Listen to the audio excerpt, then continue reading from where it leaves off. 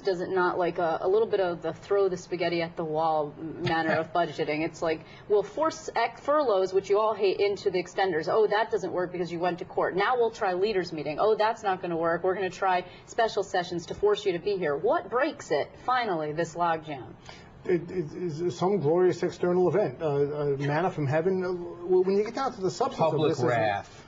At some point, the public is going to weigh in. It hasn't. How? The elections. That's how public's weighing in. The public will weigh in after the election and hold a budget in mid-November, which is, I think, what we'll have anyway. Boy, that's that's a horrible commentary on the process if it comes out that way.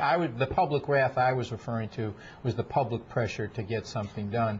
I realize that's amorphous. There's no direct way. We don't have initiative and referendum. But at some point, one would think the public is going to weigh in. I, for instance, think that the reaction upstate around these park closure issues could be the kind of spontaneous combustion we've seen earlier. For instance, in New Jersey, when Florio put the paper products tax in, and there was outrage, and it just forced changes. But I could be a wild-eyed optimist. Budget in November was the point where my head You will see stuck. more. I'm sorry. If there is no budget by the time we have a general election in November, I think you are going to see levels of incumbent defeat hitting both parties at unprecedented levels. That could be, but I think what they're feeling is the choices they have on the table, as we've talked about week after week, none of them are any good. So is the public going to have an outcry for billions and billions of dollars of deficit borrowing, or billions and billions of dollars of cuts to healthcare programs and education, or billions and billions of dollars of taxes? Which is the issue that the public's going to rally around? Okay, but let's talk, towards this end, let's talk about politics, because it's all dovetailing together, and the elections are coming. Today we had an announcement by State Conservative Party Chairman Mike Long. He says, I'm going to hold my convention before you Republicans do because I want to force the issue for my guy, Rick Lazio. Good idea? Bad idea? Oh, it's a great idea for Mike Long of the Conservative Party because he's flexing his muscles. He's going to send a message before the Republicans have their nominating convention who their guy is. And Mike knows very well that no statewide Republican candidate has won without Conservative Party endorsement since the Conservative Party was formed 35 years ago or so. Well, actually, it was since 1970, but you're right. He's showing strong leadership, which was Rockefeller's last election. He's showing strong leadership. He also knows that Steve Levy is nowhere close to the 51% support he needs to get the Wilson-Pakula authority so he could run in a Republican primary because he's not technically a member of the Republican Party because his registration change doesn't take effect. So Long is showing leadership. It's probably going to be the final blow in Levy's coffin on the way of the nomination. He won't get the 51%.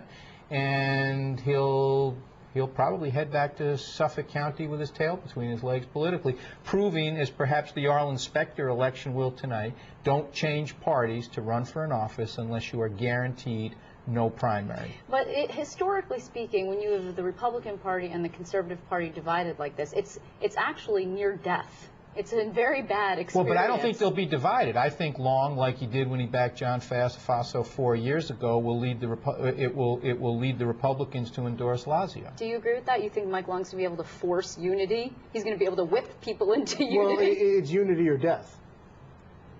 Because it's going to be very hard for a Republican candidate to win without Conservative Party backing.